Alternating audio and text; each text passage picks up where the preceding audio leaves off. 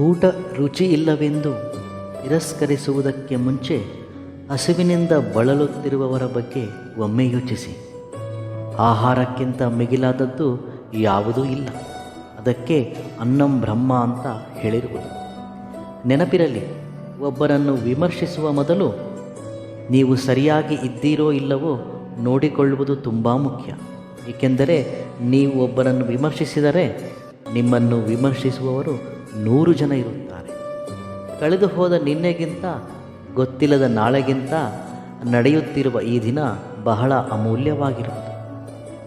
ನಿನ್ನ ಒಂದು ರಹಸ್ಯವನ್ನು ಯಾವತ್ತೂ ಯಾರಿಗೂ ಹೇಳಬೇಡ, ಏಕೆಂದರೆ ಅದೇ ನಿಮ್ಮನ್ನು ಮುಜುಗುರಕ್ಕೆ ದಾರಿ ಮಾಡುತ್ತದೆ.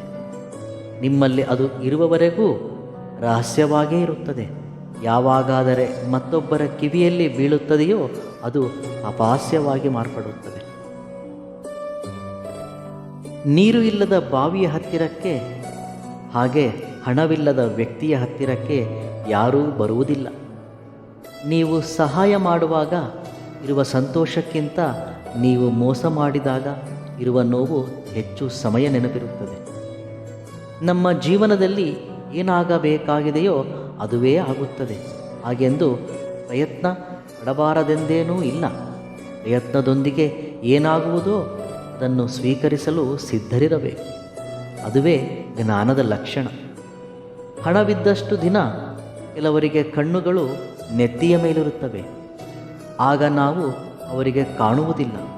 ಆದರೆ ಯಾವತ್ತೋ ಒಂದು ದಿನ ಕಾಲ ಅವರ ಕಣ್ಣುಗಳನ್ನು ಕೆಳಗಿಳಿಸುತ್ತದೆ. ಕಳೆದು ಹೋದ ಜೀವನವನ್ನು ನೆನಪಿಸಿಕೊಳ್ಳುತ್ತಾ ಚಿಂತಿಸಬೇಡಿ. ಗತ ಜೀವನ ಕಲಿಸಿದ ಪಾಠದಿಂದ ಯಾರೂ ಊಹಿಸದ ಜೀವನವನ್ನು ನಿರ್ಮಿಸಿಕೊಳ್ಳಿ. ಜೀವನದಲ್ಲಿ ನಿಮ್ಮನ್ನು ಯಶಸ್ಸಿನಿಂದ ದೂರ ಮಾಡುವುದು ನಿನ್ನಲ್ಲಿಯ ಸೋಮಾರಿತನ ಮತ್ತು ಆಲಸ್ಯವೇ ಹೊರತು ಬೇರೇನೂ ಅಲ್ಲ. ಹೌದು, ಸೋಮಾರಿತನ ಮತ್ತು ಆಲಸ್ಯಕ್ಕಿಂತ ಮಿಗಿಲಾದ ಶತ್ರು ಇರಬಲ್ಲನೆ? ನಿನ್ನೊಳಗಿನ ಆ ವ್ಯಕ್ತಿಯನ್ನು ದೂರ ತಳ್ಳು, ನಾಶಪಡಿಸು, ಸಂಹರಿಸು. ಒಂದು ಬಾರಿ ಆಲಸ್ಯವನ್ನು ದೂರ ಮಾಡಿ ನೋಡು. ಅಸಲಿಗೆ ಜೀವನ ಆರಂಭವಾಗುವುದು ಆ ಕ್ಷಣವೇ. ಆಗ ನಿನ್ನನ್ನು ತಡೆಯಲು ಯಾರಿಂದಲೂ ಸಾಧ್ಯವಿಲ್ಲ. ನಿನಗೆ ಜೀವನದಲ್ಲಿ ಶತ್ರುಗಳು ಇದ್ದರೂ ಅವರನ್ನು ಪಕ್ಕಕ್ಕೆ ಇಟ್ಟು ನಿನ್ನೊಳಗಿನ ಶತ್ರುವಿನೊಂದಿಗೆ ಹೋರಾಡು. ಪ್ರತಿಯೊಬ್ಬರಲ್ಲೂ ಇರುವ ಸೋಮಾರಿತನ ಅತ್ಯಂತ ಅಪಾಯಕಾರಿ. ಯಾರಾದರೆ ಸೋಮಾರಿತನವನ್ನು ನಾಶಪಡಿಸಿರುವರೋ ಅವರು ಅತ್ಯಂತ ಶಕ್ತಿಶಾಲಿಯಾಗಿ ಬೆಳೆದಿರುವರು. ಶೈಕ್ಷಣಿಕವಾಗಿ, ಆರ್ಥಿಕವಾಗಿ, ಸಾಮಾಜಿಕವಾಗಿ ಮತ್ತು ಸ್ವತಂತ್ರವಾಗಿ, ಧೈರ್ಯವಾಗಿ ಜೀವಿಸುವರು. ಯಾರೆಲ್ಲ ಉನ್ನತವಾಗಿ ಬೆಳೆದಿರುವರೋ ಅವರೆಲ್ಲ ಸೋಮಾರಿತನವನ್ನು ಕಿತ್ತೊಗೆದಿರುವರು. ಮತ್ತೆಂದೂ ಅವರ ಬಳಿ ಸುಳಿಯದ ಹಾಗೆ ಸಂಹರಿಸಿರುವರು.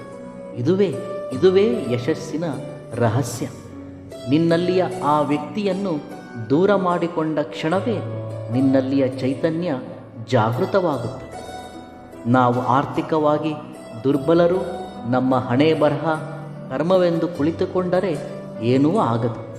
ಆಲಸ್ಯದಿಂದ ಎದ್ದಾಗ ಕರ್ಮವೂ ಸಹ ತಾನೇ ಸರಿ ಹೋಗುತ್ತದೆ.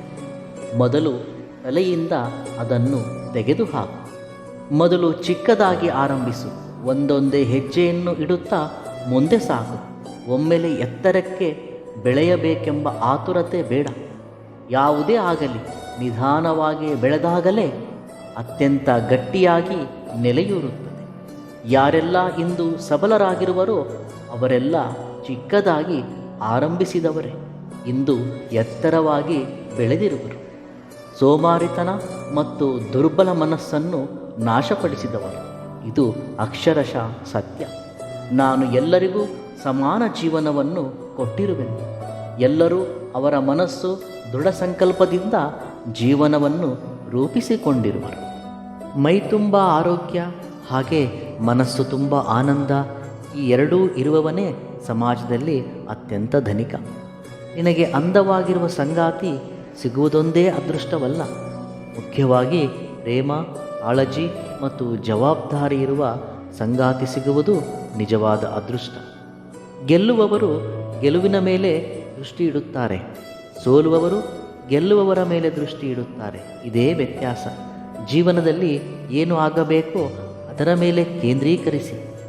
ಒಬ್ಬ ಮನುಷ್ಯ ಅಂದವಾಗಿದ್ದರೆ ಸಾಲದು, ಮನಸ್ಸು ಕೂಡ ಅಂದವಾಗಿರಬೇಕು. ಹಾಗೆ ವಿದ್ಯಾಭ್ಯಾಸ ಉನ್ನತವಾಗಿದ್ದರೆ ಸಾಲದು, ಒಳ್ಳೆ ಸಂಸ್ಕಾರ ಕೂಡ ಇರಬೇಕು.